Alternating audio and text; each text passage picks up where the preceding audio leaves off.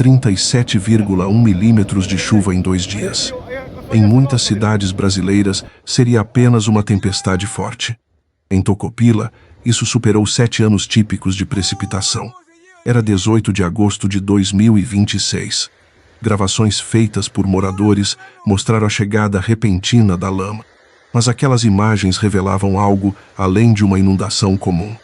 Era um aluvião, água carregada de sedimentos e rochas. O fenômeno atingiu uma cidade costeira do deserto do Atacama. Tocopila fica entre o Oceano Pacífico e morros íngremes. Essa posição explica por que tudo aconteceu tão rapidamente. O perigo não estava apenas na quantidade de chuva. Ele estava na combinação entre atmosfera, relevo e ocupação urbana. A média anual de Tocopila é próxima de 5 milímetros. 3 grandes fatores ajudam a manter essa região tão seca. Os Andes bloqueiam boa parte da umidade vinda do continente. A corrente fria de Humboldt estabiliza o ar do Pacífico, e sistemas de alta pressão dificultam a formação de chuva. Por isso, a vegetação é escassa e os canais ficam secos. Esses canais naturais são conhecidos no Chile como quebradas. Mesmo vazios, eles formam uma rede de drenagem completa. A chuva pode cair nas encostas, longe das áreas habitadas. Depois, pequenos fluxos convergem para as mesmas ravinas. O relevo funciona como um funil direcionado para a costa, e parte da cidade foi construída diante dessas saídas naturais. O gatilho meteorológico foi uma baixa segregada. Ela surge quando o ar frio se separa do fluxo principal. Seu centro permanece isolado nas camadas médias da atmosfera. Em altitude, esse sistema pode circular por vários dias. A chegada de calor e umidade aumenta a instabilidade. O contraste favorece movimentos verticais e nuvens convectivas. Essas nuvens podem produzir pancadas localmente muito intensas. Foi esse sistema que afetou grande parte do norte chileno. Em Tocopila, a precipitação ficou concentrada em pouco tempo. Isso importa tanto quanto o volume acumulado no pluviômetro. Chuva intensa sobre encostas favorece o escoamento superficial. Várias quebradas principais foram ativadas quase simultaneamente. Um solo seco não absorve automaticamente toda a água. Quando chove rápido, a infiltração não acompanha a precipitação. A pouca vegetação também reduz a capacidade de friar o fluxo.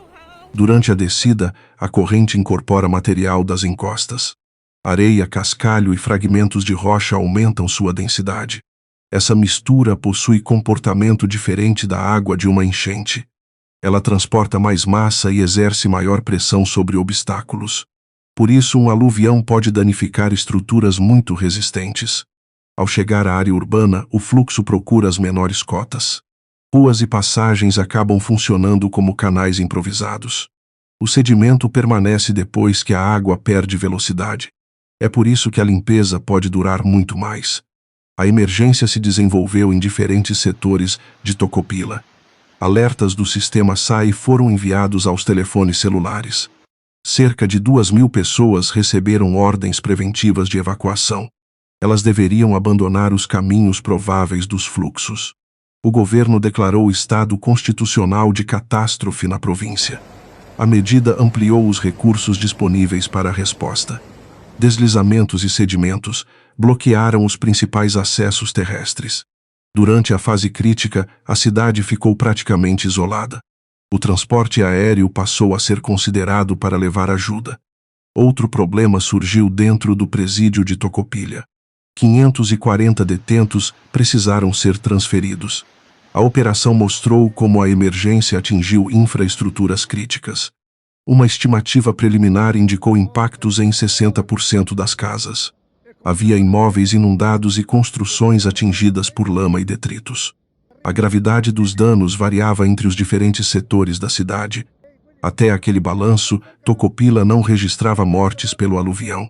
Também não havia desaparecidos oficialmente confirmados na cidade. Uma morte foi registrada perto de Taltal, em outra área da região. A vítima viajava em um veículo atingido pela queda de rochas. O acidente ocorreu em uma estrada próxima à cidade de Taltal. Em Tocopila, as equipes iniciaram as inspeções após a chuva. As avaliações avançaram casa por casa pelas áreas atingidas. O levantamento registrou danos causados por água, lama e sedimentos. O balanço continuava preliminar durante os trabalhos de emergência. 2 fatores ajudaram a reduzir o risco humano em Tocopilla. Alertas e evacuações reduziram o tempo de exposição. Obras de contenção também influenciaram o resultado. Em 2015, grandes fluxos atingiram o norte chileno. Tocopilla possuía algumas estruturas antes daquele desastre. Outros canais e bacias foram acrescentados posteriormente. As bacias desaceleram a água e retêm materiais mais pesados. Os canais direcionam parte do escoamento para trajetos controlados. Autoridades avaliaram positivamente o desempenho dessas obras. Em alguns setores, elas impediram consequências ainda maiores. Mas estruturas de proteção não eliminam completamente o risco. Cada quebrada exige espaço, manutenção e capacidade de retenção. Existe algo importante que as gravações não conseguem mostrar. O fluxo pode começar quilômetros acima da câmera. Às vezes, nem sequer está chovendo no ponto atingido. A água percorre a bacia e chega alguns minutos depois. Essa distância cria uma perigosa sensação de segurança. Uma quebrada vazia pode estar recebendo água rio acima. Quando o primeiro fluxo aparece, o tempo de reação é curto. Por isso, alertas precisam considerar toda a bacia hidrográfica. Limites de perigo não podem ser copiados entre regiões. Eles precisam considerar o clima e o relevo locais. Cidades desérticas são construídas para uma realidade muito diferente. Quando essa referência é superada, pequenos totais tornam-se extremos. A baixa segregada foi o mecanismo meteorológico imediato deste episódio. Avaliar tendências climáticas exige séries históricas e modelos específicos. Esses estudos comparam a frequência e a intensidade de eventos semelhantes. Para Tocopilla, essa análise específica ainda não havia sido publicada. As próprias quebradas indicam que fluxos semelhantes ocorreram no passado. Cada evento raro escava canais e deposita novos sedimentos. Esses depósitos ajudam a formar a paisagem ao pé dos morros. A cidade moderna agora convive com processos muito mais antigos. As gravações registraram uma drenagem normalmente invisível sendo reativada. Mostraram um processo que costuma durar apenas alguns minutos. Quando a câmera grava, o fenômeno já vem de longe.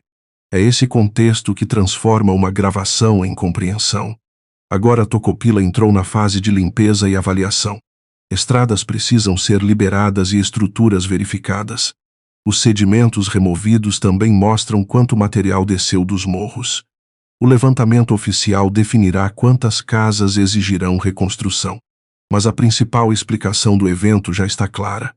O desastre começou em uma circulação fria na atmosfera. Foi amplificado por encostas íngremes e vegetação escassa, e alcançou a cidade por caminhos formados muito antes dela. No deserto, a ausência de rios não significa ausência de drenagem. As quebradas são rios que permanecem secos entre as tempestades. As gravações capturaram um instante raro em que retornaram. Tocopilla mostrou por que uma chuva rara pode causar tanto impacto.